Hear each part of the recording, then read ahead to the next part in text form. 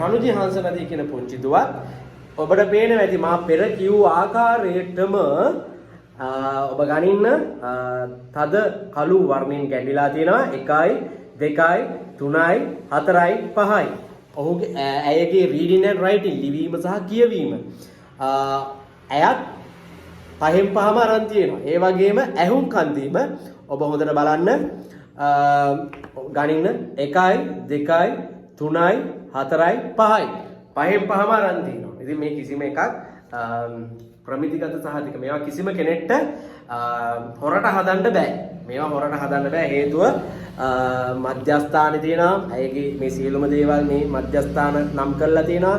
විභාග අංකයක් තියෙනවා. ලෝකෙ කොහේ සිට හරි මේ ප්‍රතිඵල බලන්න පුළුවන්.